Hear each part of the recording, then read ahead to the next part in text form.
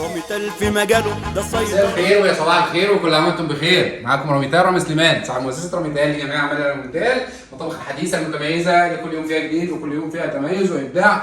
مطبخ بمشاكله وبحلوله داخل منطقه المنصوره، داخل محافظه المنصوره. عملنا لكم عظمه داخل مطبخ امريكي، ما كانش امريكي، هدينا وعدلنا ونظمنا وعلشان نطلع لكم بالعظمه الحلوه ديت. مشاكل كانت فين وحلولها ايه، كل دوت هتشوفوه داخل الفيديو الجميل المتميز. كالعاده مش بنسيب لكم اي تفصيله غير بالشرح التفصيلي. بدايه هنا المطبخ ما كانش معايا الحائط ده، المطبخ كان مفتوح من هنا والسور ده كان مرتفع.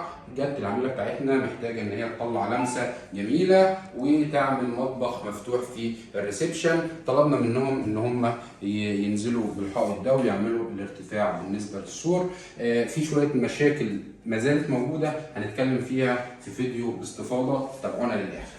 عملنا هنا البار وعملنا الرخامه الكبيره والمساحه الكبيره مع المساحه دي، وهنا في وحدات هتشوفوها دلوقتي. بالنسبه للمنطقه ديت ليه طلبنا ان يكون معايا الساتر ده؟ عشان اقدر ان انا ادخل هنا الديب فريزر، لان انا معايا هنا غساله ومعايا حوض ومعايا مساحه ركنه عايز استغلها يمين وشمال، وعايز في نفس الوقت احافظ على مثلث الحركه. مشكلتي الكبيره جدا كانت معايا هنا في السباكه، الحوض كان هنا في المنطقه دي تمام، وللاسف السباكه يعني من زمان وكده، والتعديل هيواجه مشاكل وبلاط هيتكسر، وكانت في ازمه بالنسبه للعميل بتاعنا ان هو يوصل معانا المراحل دي.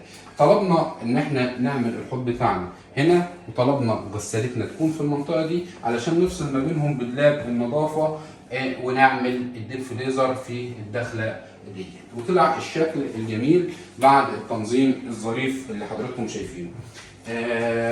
طبعا مش باين معانا البلاط والمشاكل دي علشان معانا هنا بديل رخام. استغلينا المناطق العلويه من الفاصل من هنا لهنا بالحوائط بالارتفاعات كامله، معانا بديل رخام بلمسه جميله من العميل بتاعنا، طلع معانا تميز ممتاز ما شاء الله. عملنا البوتاجاز بتاعنا في المنطقه اللي هي في نص المطبخ، وعملنا ركنيه زي ما شرحنا حالا، ركنيه يمين ركنيه شمال لاستخدام كبير ومميز. طبعا العملاء بتوعنا بداوا ان هم يرصوا وينظموا داخل مطبخهم، علشان كده مش هنقدر ان احنا نفتح اغلب الضلف، هنحاول بس نفرجكم المميزات الموجوده هنا.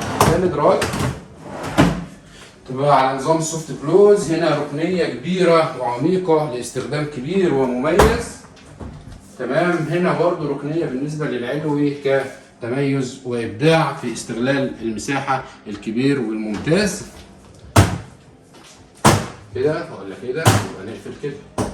هنا معانا الثلاجه، يبقى مسلسل الحركه اللي بنتكلم فيه ثلاجه، ديب فريزر، غساله، كل المنطقه ديت نقدر ان احنا نشتغل ونتحرك فيها. اللي شغال هنا شغال، اللي شغال هنا شغال، اللي هياخد حاجه من هنا هياخد. هنا البار الجميل، هنا نظام النيش، والنيش بتاعنا النهارده نيش كبير، كيش كبير وعميق كاستخدام كبير ورؤيه وفيو كبير من الريسبشن. تقدر ان انت تشوف وتملي عينك اقول ايه. كان المفروض ما عملوش النيش التاني اللي هناك ده، بس طبعا ما كانوش متخيلين ان احنا هنعمل نيش كبير وعميق بالوضع ده.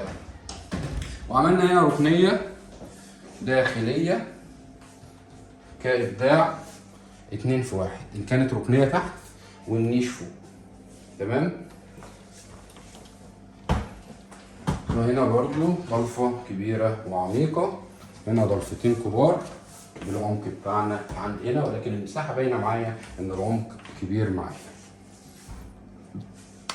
عايز بقى اتكلم معاكم في المشاكل، وان احنا نخلي بالنا من المشاكل ايه اللي كانت موجوده وايه اللي ما زالت موجوده.